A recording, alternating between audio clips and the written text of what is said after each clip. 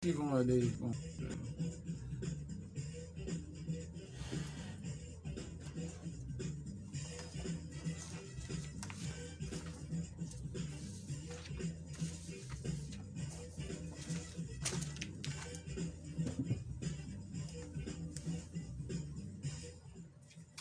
C'est l'heure du débat sur Nana FM. Mesdames et messieurs, bonjour et bienvenue. Face à une nouvelle flambée des cas de contamination à la Covid-19, les autorités togolaises ordonnent la fermeture des grands bars, des discothèques et boîtes de nuit. Elles interdisent toute manifestation culturelle, sportive et politique, suspendent toutes les célébrations de mariage civil, religieux et traditionnels et referment les lieux de culte. Par ailleurs, le gouvernement soumet désormais l'accès au bâtiment administratif à la présentation d'une preuve de vaccination. Ce mardi, sur demande du gouvernement, l'Assemblée nationale prolonge l'état d'urgence sanitaire de 12 mois. Quelles sont les raisons de cette prolongation? Pour mieux comprendre, Nana FM reçoit pour vous ce matin M. Kanka Malik Nadjaba, ministre secrétaire général du gouvernement. Monsieur le ministre, bonjour. Bonjour. Merci. Bonjour à tous les auditeurs. Merci d'avoir accepté notre invitation. Merci de nous avoir invités. Alors, ce débat se fera également avec vous, chers auditeurs, comme tous les jours, sur la page Facebook de Nana FM ou sur le 91 09 71 71 ou le 96 61 58 58 dans une vingtaine de minutes avec Romain Aziablé à la mise en onde. Je suis Norbert Djouhadji. Le débat de Nana FM, c'est parti. Alors, 146 nouvelles contaminations enregistrées ces dernières 24 heures. Monsieur le ministre, comment peut-on expliquer ou justifier cette hausse de contamination? Alors, je vous remercie pour votre invitation. Je salue l'ensemble de la communauté, de vos auditeurs, qu'ils soient ici ou qu'ils soient à l'étranger, parce que je comprends que nous sommes suivis sur votre page Facebook. Oui. Donc, mes salutations à tout le monde et on les remercie pour leur écoute de cette émission dans laquelle nous allons essayer de les entretenir sur l'évolution de la pandémie dans le pays et ce que le gouvernement fait pour justement protéger les populations. Vous avez parlé de 146 nouveaux cas. Nous notons que le taux de positivité du nombre de tests reste élevé dans notre pays. Et ceci, comme Madame le Premier ministre a eu à le dire lors de sa présentation à l'Assemblée nationale, est lié au fait que ça fait quand même quelques mois, sinon une année et demie, que nous sommes confrontés, que le monde entier est confronté à cette pandémie et que les mesures ont été prises et néanmoins une certaine lassitude, un certain relâchement a été constaté. Ce n'est pas une accusation particulière envers une frange de la population, mais c'est une observation que tout le monde peut faire. Et chacun peut constater que, y compris dans son propre environnement, le respect des mesures barrières a un peu été relâché, parfois beaucoup relâché. Et les activités qui étaient plus ou moins suspendues ont été remises sur pied et de manière un peu plus intense même que ce qu'il y avait avant. À tel point qu'à un moment donné, le virus, naturellement, puisque les scientifiques qui connaissent le mode de propagation du virus avaient prescrit de mettre en place des mesures barrières, la distanciation, etc., une fois qu'on ne respecte plus ces mesures, il est assez naturel en fait et que le virus reprenne sa course parce qu'il a l'espace, il a la place et il y a nos comportements qui facilitent sa propagation. Alors, il ne s'agit pas de s'autoflageller ou de s'accuser, mais il s'agit de se ressaisir, de se dire que en réalité, nous avons la main, grâce à Dieu, nous avons la main pour limiter la propagation. En quoi faisant? En respectant les mesures qui sont édictées, en limitant les activités, parce que c'est quand il y a des activités que le virus, en quelque sorte, trouve un terrain favorable pour se propager, et aussi en adhérant à la campagne de vaccination, pour, en quelque sorte, pour la période qui vient, faire baisser la pression sur d'abord les structures sanitaires, qui sont effectivement soumises à rude épreuve depuis le début de la pandémie, pas seulement parce qu'il y a un pic, mais aussi parce que ces structures sont soumises à une certaine dureté, parce que cette maladie, avec toutes ces incertitudes, reste quand même quelque chose de psychologiquement très dur, y compris pour les personnels soignants. à qui Madame le Premier ministre a rendu hommage la dernière fois à l'Assemblée nationale. Et on se rend compte qu'en réalité, cette pression que collectivement, par nos attitudes, nous faisons peser sur le système sanitaire, rejaillit évidemment sur les hommes et les femmes qui animent ces structures sanitaires-là. Et c'est à eux aussi qu'il faut penser au quotidien. C'est à eux qu'il faut penser quand on va se faire vacciner. Parce qu'un cousin, un oncle qu'on connaît qui est personnel soignant peut être amené à recevoir quelqu'un qui, effectivement, est atteint parce que on n'a pas été vacciné et qu'on l'a contaminé. C'est quelque chose qui arrive. Alors, toujours dans le cadre de mieux cerner cette maladie, le gouvernement togolais a demandé à l'Assemblée nationale de prolonger de 6 mois, mais l'Assemblée a jugé bon d'accorder 12 mois. Alors, quelles sont les raisons qui poussent à prolonger l'état d'urgence sanitaire? Merci beaucoup. Alors, le gouvernement a sollicité de l'Assemblée 2 choses. Ça, c'est sur le plan technique, 2 choses. La première chose, c'est l'autorisation à proroger l'état d'urgence pour un délai de 6 mois et la prolongation du délai d'habilitation à prendre des actes qui relèvent du domaine de la loi, mais pas ordonnance. Voilà. Donc, ces 2 choses ont été accordées par l'Assemblée nationale à l'unanimité. Il faut le saluer.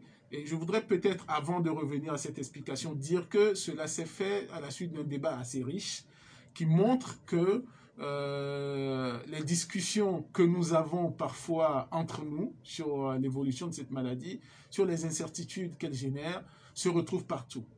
Et que ce que peut-être certains avaient analysé quand cela a été annoncé comme une formalité, en réalité a été un moment de débat démocratique très intéressant pour montrer que les élus du peuple se tiennent effectivement au courant de ce qui se passe et posent des questions et aussi veulent comprendre. Mais aussi, dans le même temps, cela a permis aussi de voir une certaine unanimité pour saluer la manière dont notre pays conduit la riposte. Et ça, c'est quelque chose qu'il faut souligner. C'est-à-dire qu'unanimement, les différents groupes parlementaires, les différents acteurs sont revenus sur le fait de saluer le leadership pragmatique avec lequel le chef de l'État conduit, j'allais dire personnellement, cette riposte. Maintenant, pour dire les raisons qui ont conduit à cela. On l'a dit tout à l'heure, la situation sanitaire n'est guère intéressante, elle est même préoccupante pour tout dire. Et on est dans un moment charnière, en réalité. On est dans un moment charnière où nous avons de quoi nous protéger, les vaccins, nous avons de quoi réduire cette courbe-là, et nous avons en même temps un relâchement qui se voit. Donc il faut revenir à des fondamentaux. Les fondamentaux, c'est très simple, c'est un sursaut patriotique, adhérer à la campagne de vaccination, mais en même temps se donner les moyens de réguler cette situation, d'abord de prendre des mesures restrictives si nécessaire, mais aussi d'alléger ces mesures-là si la situation venait à s'améliorer. Il n'y a pas de dogme de la restriction, il n'y a pas de culture de la restriction. Et il n'y a pas de volonté particulière de punir, de faire mal ou quoi que ce soit. Il y a une volonté de protéger. Et parfois, cette protection-là est vécue dans les premiers moments comme quelque chose de dur qui tombe, mais c'est une protection nécessaire et une protection responsable, qui est de la responsabilité des gouvernants élus comme gouvernement de prendre leurs responsabilités. Et c'est ce que les deux institutions ont fait en prolongeant l'état d'urgence d'un an. Alors, les lieux de culte également sont restés fermés pour 1 mois. Mais pour certains, rien ne justifie cette fermeture. Monsieur le ministre, quelles ont été les propositions du conseil scientifique qui ont abouti à cette décision de fermer les lieux de culte? Je pense que avant de parler spécifiquement des lieux de culte, il faut revenir collectivement sur le mode de prise de décision. Peut-être que c'est ce qui fait que les personnes ont parfois l'impression, ou ceux qui le font de mauvaise foi, ont tendance à dire ou à faire croire qu'il s'agit d'une décision unilatérale, prise dans des bureaux par des personnes qui ne fréquentent pas ces lieux de culte-là. Ce qui est un peu, à la limite, là c'est peut-être un commentaire personnel, ce qui est quand même quelque chose de très agressif vis-à-vis des responsables, parce que chacun d'entre nous croit en Dieu, chacun d'entre nous fréquente ces lieux de culte, chacun d'entre nous a sa foi. Personne n'a le monopole, si je puis dire, d'être plus croyant que les autres. Et ça serait même compliqué de juger c'est la foi des autres. Donc ça, c'est une parenthèse. Mais je voudrais dire qu'il y a eu un processus de conciliation, un processus de concertation, y compris avec les responsables religieux, avec qui le contact est permanent en réalité, et quotidien, formel comme informel, à travers la direction du culte, à travers le ministre d'État chargé de l'administration territoriale et donc des cultes, ou à travers Madame le Premier ministre elle-même, sinon à travers la plus haute autorité. L'échange est constant. Et cette décision a été prise, j'allais dire, dans un constat commun, de se dire que l'exigence d'un éventuel pass sanitaire dans ces lieux-là serait difficile à mettre en œuvre du jour au lendemain, si je puis dire.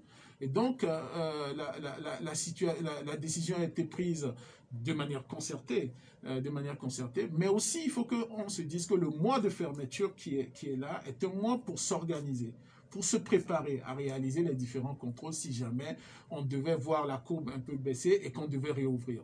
Parce que la réouverture pourra se faire aussi parce qu'on aura des dispositifs. Mais aujourd'hui, l'organisation ne le permet pas, ce qui est normal, parce que personne n'a prévu qu'on se retrouve dans cette situation. Donc il faut se préparer. Ce mois de fermeture, à mon avis, est un mois utile. Un mois utile pour travailler, à s'organiser, à être prêt, pour que le moment venu, on puisse faire face et faire les contrôles nécessaires. Les vaccins sont disponibles, les doses de vaccins sont là, il faut qu'on aille se faire vacciner. Parce que l'objectif au final, c'est de ne pas pénaliser ceux qui ont adhéré à la campagne de vaccination parce qu'il y a un nombre qui n'adhèrent pas à cette campagne-là. Il faut aussi faire attention à la liberté collective qui est importante. Merci beaucoup. Alors, si à la fin, ou bien après un mois, les courbes sont toujours à la hausse, est-ce qu'il y aura encore d'autres mesures plus restrictives? Dieu nous en préserve. Dieu nous en préserve. Dans tous les cas, comme je l'ai dit tout à l'heure, le communiqué du Conseil des ministres qui a annoncé les mesures a été particulièrement clair là-dessus. Les discussions et les concertations se poursuivent au quotidien. Le conseil scientifique observe au quotidien ce qui se passe. Les médecins observent, les acteurs observent, les spécialistes observent. Et le gouvernement observe avec eux, et parfois en tant que citoyen. Et par rapport à cela, nous travaillons de manière, j'allais dire, dynamique. C'est-à-dire que les constats sont faits, on avance progressivement et il ne s'agit pas de dire est-ce qu'on ira encore plus loin. Il s'agit de dire qu'est-ce qu'il faut faire pour briser cette courbe de contamination. Et l'objectif, c'est vraiment cela. La vaccination s'est accélérée, on l'a constaté. Ces 3 derniers jours, on a eu des records de nombre de vaccinés quotidiens. On avait 10 000 en moyenne, on a doublé le nombre, puis on est passé à 20 000 donc. Ensuite, on a eu 30 000 et maintenant on est près de 35 000. Hier, c'était près de 35 000. Donc, félicitations à nos compatriotes pour l'adhésion à ces mesures-là et pour leur mobilisation et leur réponse positive au sursaut patriotique qui a été demandé. Et nous avons foi qu'avec cela, nous arriverons à quelque chose d'intéressant à la fin de la période indiquée. Alors, avant de donner la possibilité aux auditeurs, l'accès au bâtiment de l'État est subordonné à la présentation d'un carnet de vaccination. N'est-ce pas une façon de restreindre les libertés des citoyens? Alors, la question des libertés est évoquée, j'allais dire, est évoquée souvent. Pour dire, la première des choses, c'est que ceci se passe dans un cadre légal, avec des tests qui soutiennent ces actions-là. Donc, ce n'est ni arbitraire, ni unilatéral. J'ai décrit le processus tout à l'heure. L'objectif qui est fixé, c'est ce qu'il faut voir à la fin de la journée, c'est ce que nous visons, c'est protéger la population. Alors, ces mesures peuvent être considérés comme empêchant certains de mener certaines activités. Mais en même temps, le gouvernement offre la solution pour continuer de mener ces activités-là. La solution, c'est se vacciner.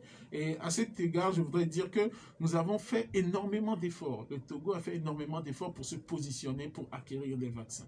Non seulement en termes de coopération bilatérale et multilatérale, avec des dispositifs COVAX, avec nos amis de d'autres pays qui nous ont mis des vaccins à disposition, mais aussi en achetant nous-mêmes des vaccins. Près de 20 milliards ont été mobilisés pour cela. Et notre stratégie, c'est de faire en sorte que nous puissions consommer ces vaccins-là. Parce que, comme vous le savez, les vaccins, c'est des médicaments. Il y a une date de péremption de ces vaccins-là. L'objectif, c'est de pouvoir les consommer pour que, avant que la date de péremption arrive, Évidemment, tout ceci se fait dans un processus extrêmement réglementé. Quand on va réceptionner des vaccins, vous voyez bien, le Togo ne le fait pas seul. Il y a l'OMS, il y a les organisations internationales, etc. Donc, quand j'ai vu, c'est une parenthèse, quand j'ai vu que certains ont déformé les propos de Madame le Premier ministre la dernière fois à l'Assemblée nationale en évoquant le fait qu'on allait utiliser des doses qui étaient, disons, dont la date d'utilisation était passée, ce qui a été dit précisément, c'est que notre stratégie nous conduit à consommer les vaccins avant leur date de péremption. Merci. À consommer le maximum de vaccins avant leur date de péremption et ainsi ne pas être contraint, selon les règles internationales, à en détruire. Donc voilà pour un peu dire la stratégie que nous avons pour accélérer la vaccination dans notre pays. Les auditeurs ont maintenant la possibilité de nous appeler sur le 91 09 71 71 ou le 96 61 58 58 après la pause.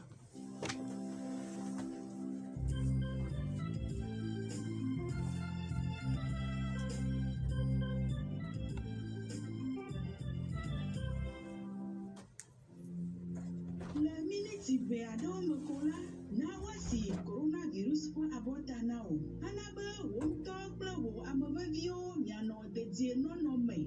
Anye mon popo na mi be mi akpɔ miaƒe ganyawo ta eye wagana be mi adogo anodu adira adure.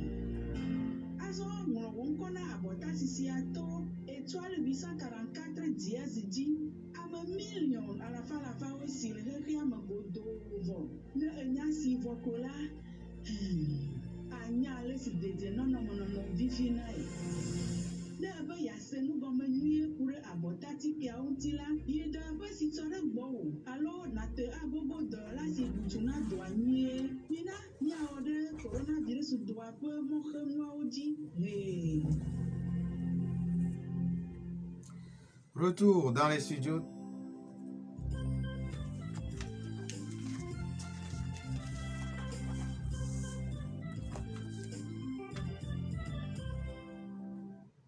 Retour dans les studios de Nana FM 91 09 71 71 ou le 96 61 58 58. Nous avons un premier auditeur en ligne. Nana FM, allô? Oui, allô. Pélé, bonjour. Bonjour. Et allez-y.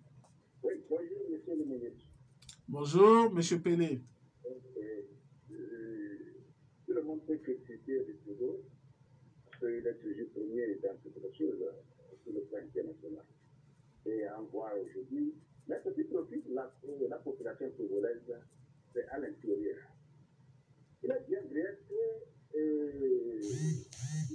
les vaccins sont obligatoires ou bien ne sont pas obligatoires, mais monsieur le ministre, il faut rendre obligatoire ce qui est disponible. Si on vous demande aujourd'hui de nous donner 4 millions de vaccins, on ne peut pas. Et vous le savez très bien que là où les lieux où les vaccins sont destinés pour aller, c'est restreint par rapport à la population qui va se déplacer. Et le constat aujourd'hui, c'est que la flambée, c'est-à-dire, il y aura encore plus de contamination au niveau de la vaccination. Ça, il faut comprendre. Donc, je ne sais pas combien ça va coûter au gouvernement togolais de se faire déplacer assez dans les maisons, pas des maisons, comme on a l'habitude de le faire pour vacciner des gens. Je ne sais pas combien ça va coûter. Mais aujourd'hui, les stades sont pleins en Europe.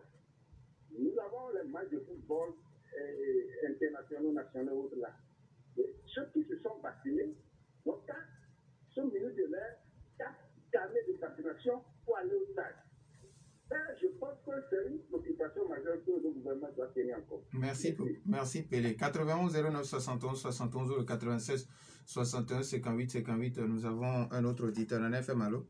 Allô, bonjour. Monsieur Garo, comment allez-vous? Ça va très bien. Monsieur le ministre, bonjour. Bonjour, monsieur Gado. Bon, monsieur le ministre, j'étais tellement content en voyant les Togolais prendre d'assaut les points de vaccination. Je ne savais pas que les Togolais écoutaient la radio, mais fait tout d'oreille. Bon, monsieur le ministre, vous savez, dans les privés, comment faire pour obliger aussi les gens à se faire vacciner? Parce que les privés, vous ne les contrôlez pas. Nous ne voulons pas être vaccinés et être contaminés. Merci et bonne journée, monsieur le ministre. Bonne journée à vous. Merci bonne journée beaucoup, à vous aussi, monsieur Garo. 91 09 71 71 ou le 96 61 58 58. D'accord. Alors, monsieur le ministre, on continue avec les deux en attendant que d'autres auditeurs arrivent. Merci. Ok, nous avons un autre auditeur. Nana FM, allô? Allô? Oui, bonjour. Oui. Allô, bonjour. Bonjour, là. S'il vous plaît, je voulais intervenir par rapport à ce que le ministre disait tout à l'heure. Votre nom d'abord, s'il vous plaît. Monsieur Frédéric. Monsieur? Monsieur Frédéric. Frédéric. Ok, allez-y. Par rapport à ce que le ministre disait, que bon, les gens interprètent mal ce que le Premier ministre a dit. En fait, c'est par rapport à ce que là, en disant que c'est pour rendre frère aux gens et aussi les doses de vaccins de tout temps primés et qu'ils prennent. Et ils prennent parce qu'ils donnent beaucoup de défense par rapport à ça. Donc, c'est ça qui fait que les gens, ça a partir de cela que les gens sont des sénateurs.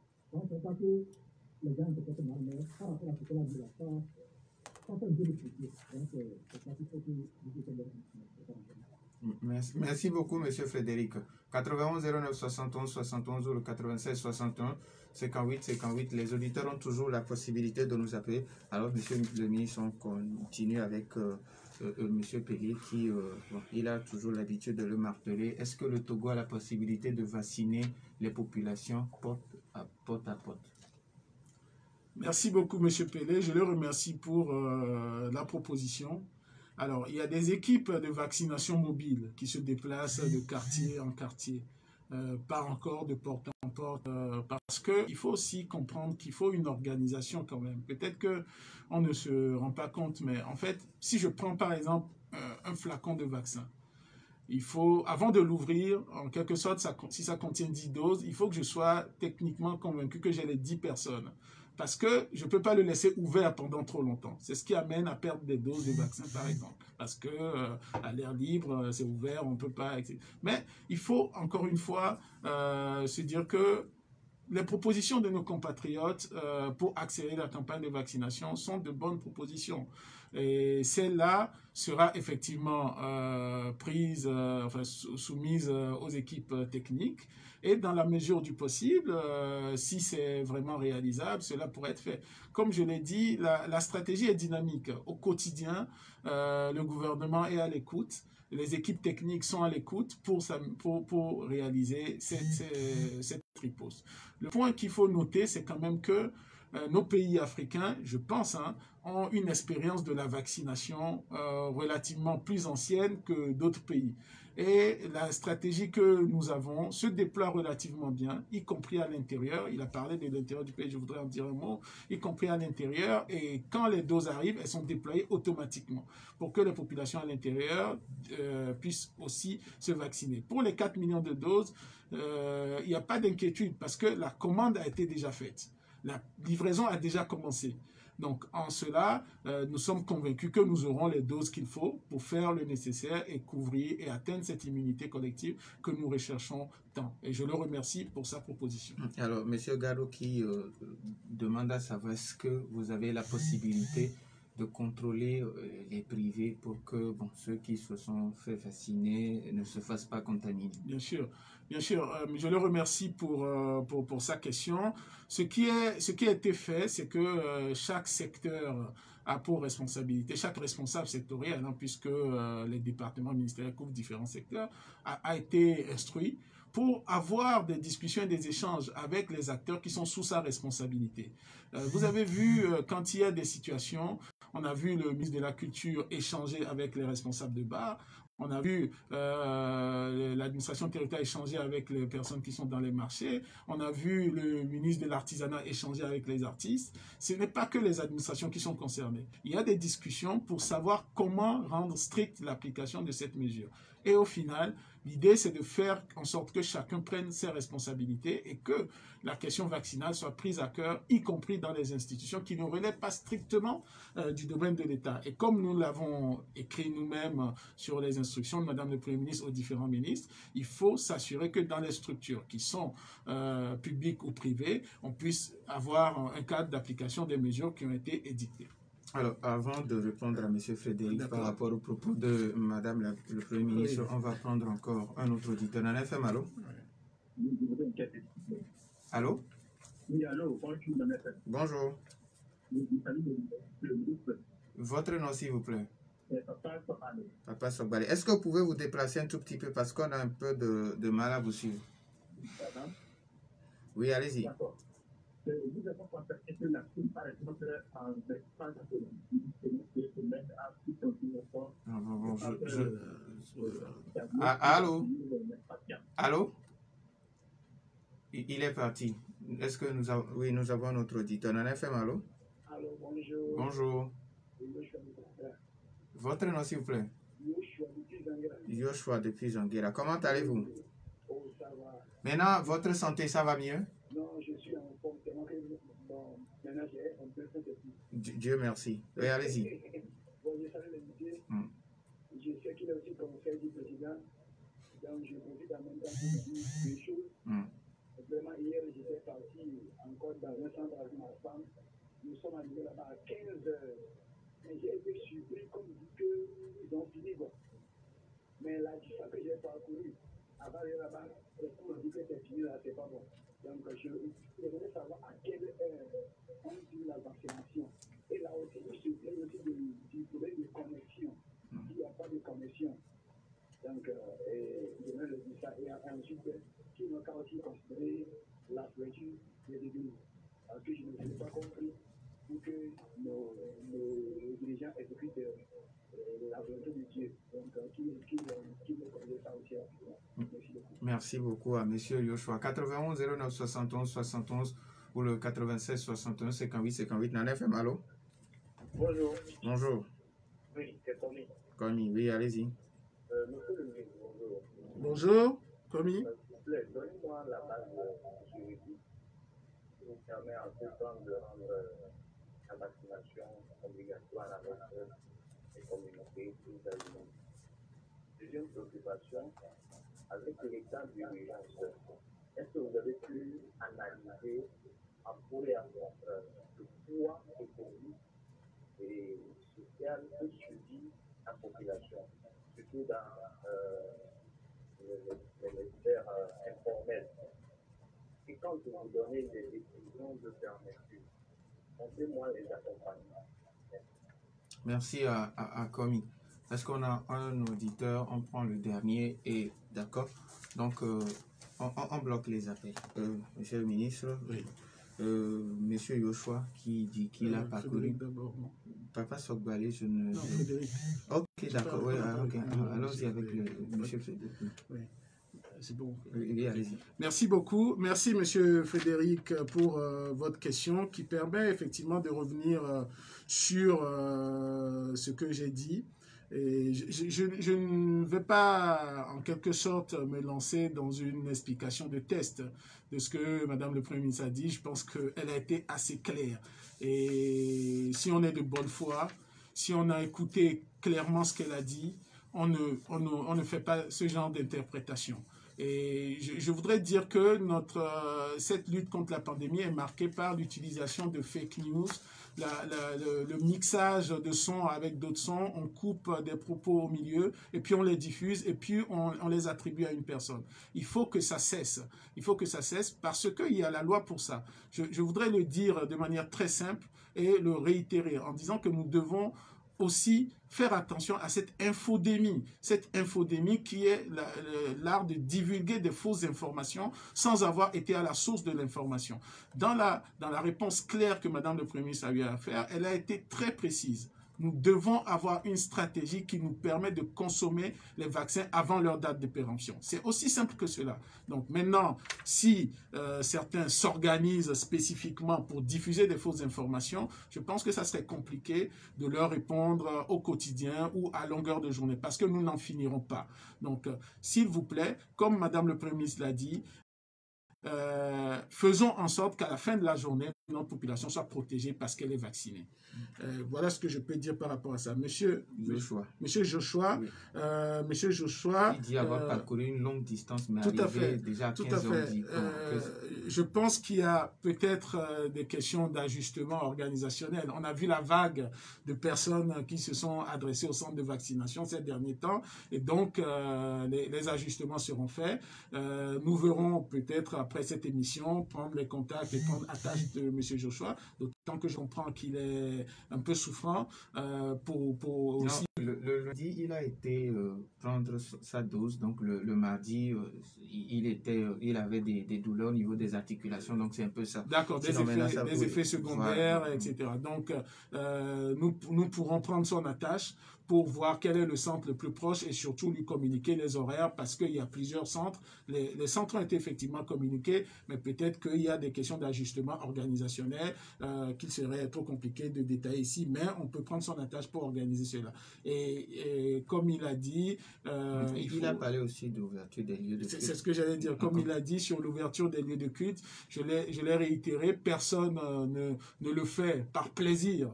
Personne ne le fait par plaisir et les observations sont faites en lien avec les responsables des lieux de culte pour que le moment venu, les décisions idoines qui protègent et qui permettent en même temps d'exprimer sa foi de manière collective, parce qu'en réalité, on peut continuer à exprimer sa foi de manière individuelle ou dans un lieu privé, effectivement, mais d'exprimer sa foi de manière collective, nous pourrons effectivement envisager cela selon les circonstances qui seront étudiées par les spécialistes, encore une fois. Et M. Commis, qui a demandé quelle est la base juridique, il y a le cadre de l'état d'urgence qui est connu. S'il souhaite, on peut lui communiquer l'ensemble des documents qui permettent de prendre cette décision-là, les ordonnances qui permettent de prendre des mesures dans le cadre de la lutte contre la pandémie existent dans notre pays. C'est au journal officiel. Je l'invite à pouvoir les consulter et s'il a des questions, on pourra toujours poursuivre cette conversation sans aucun problème. Le gouvernement n'agit pas dans le mode arbitraire et c'est d'ailleurs pour cela que le gouvernement va devant l'Assemblée nationale et fait le nécessaire. Ce n'est pas un décret dans une salle, etc. On va devant l'Assemblée nationale et explique. Et il me donne l'occasion d'expliquer, de parler du poids économique. Ce qui a été relevé dans le mot introductif de Madame le Premier ministre, c'est que dans cette période, le gouvernement n'a pas arrêté d'agir sur un plan économique pour soulager les populations. On peut citer les récentes mesures de gratuité, on peut citer les mesures d'accompagnement qui avaient été prises dans le temps, mais on peut citer les mesures d'allègement fiscaux pour les PME, PMI, on peut citer le fonds de relance qui a été mis en place. Mais en plus de ça, les projets nouveaux ont quand même continué à se mettre en place. On a vu le parc industriel d'Adétikopé, on a vu la centrale Kekeli, on a vu la centrale de Blita se mettre en place, on a vu sur le plan social le programme Wezou sur la gratuité des soins pour les femmes enceintes, on a vu le casier judiciaire digitalisé mais maintenu au même prix, on a vu un certain nombre d'actions sociales qui ont été mises en œuvre. Et dernièrement, on a vu aussi les actions qui ont été prises pour les fonctionnaires de la santé et de l'éducation. Alors, il y a une situation de crise qui pèse sur tout le monde. Il y a des mesures qui sont prises au fur et à mesure. Et je n'oublie pas évidemment ce que, hier le Conseil des ministres en a parlé, le Fonds d'aide à la culture qui a apporté un appui à un certain nombre d'artistes. Donc, d'artistes ou d'acteurs du monde culturel, parce que c'est un peu plus large. Mais ce que je veux dire par rapport à cela, évidemment, Madame le Premier ministre l'a dit, nous devons nous donner les moyens de continuer à agir sur le plan social. Et nous continuerons parce que l'inclusion sociale est au cœur de la feuille de route gouvernementale. Merci. Merci à vous aussi, monsieur le ministre. Il nous reste pratiquement 4 minutes, mais la prochaine question, c'est de savoir, est-ce que la rentrée académique tient le 27 septembre prochain? Si oui, quelles sont les mesures prises dans ce sens? Merci beaucoup. Alors, le Togo a été, la riposte telle qu'elle a été menée au Togo a été saluée aussi parce que, mine de rien, cela nous est paru une évidence, mais mine de rien, nous avons réussi à bien dérouler l'année scolaire qui vient de se terminer. Il faut d'abord se féliciter de ça. Il faut que nous arrivions de temps en temps à reconnaître que nous avons réussi à faire cela. Et cela est dû à l'ensemble de la communauté enseignante, les enseignants, les ministères, les parents d'élèves, les élèves eux-mêmes. qui se sont mobilisés pour respecter les mesures barrières, pour faire en sorte qu'on arrive à passer cette année scolaire. Donc, on a une expérience dans ce domaine. Et donc, les mesures qui existaient ont été reconduites, dans leur très grande majorité et renforcées, parce que désormais, on a la vaccination. Renforcées par les séances d'explication et de sensibilisation et de formation. Parce qu'il y a une façon d'agir qui est différente en mode Covid qu'en mode normal. Donc, tout ceci pour dire que le point qui est soulevé sur la rentrée est un point légitime et le gouvernement s'est assis avec les responsables du secteur pour leur poser la question, quelles sont les mesures? Et ils ont fait le point des mesures qui ont été mises en place, le double flux, les masques, le dispositif de lave-mains qui seront distribués dans les centres scolaires, pour justement se dire, ok, on peut effectivement faire cette rentrée en 2 temps, comme l'année dernière, le 20 avec une rentrée pour le corps enseignant et les acteurs extérieurs, et le 27 pour les élèves. Donc oui, la rentrée pourra se tenir comme le communiqué du gouvernement l'a annoncé récemment. Merci. Votre mot de la fin. Mon mot de la fin, c'est d'abord, évidemment, vous remercier. Remercier l'ensemble des auditeurs, d'abord ceux qui ont pris le temps de nous appeler et de nous poser des questions. Ensuite, peut-être nous excuser pour la confirmation tardive, ce qui fait que vous n'avez peut-être pas pu annoncer, donc un certain nombre de gens n'ont pas pu poser des questions, mais ce n'est que partie remise, hein. Nous aurons l'occasion de le refaire. Et enfin, dire que nous savons que nous pouvons faire face et que le sursaut patriotique que nous constatons déjà avec l'adhésion massive à la vaccination devra se poursuivre pour qu'au final, nous arrivions à vaincre ce mal grâce à l'aide de Dieu, grâce à la volonté divine qui nous protège et qui protège notre pays et qui continue à nous protéger. Merci beaucoup. Merci à vous aussi, Kanka Malik Nachaba, ministre secrétaire général du gouvernement. Merci aussi aux auditeurs pour leur écoute attentive. Merci à Romain Aziablé qui a assuré la mise en onde. Je suis Norbert Djouhadi. Bonne suite de nos programmes.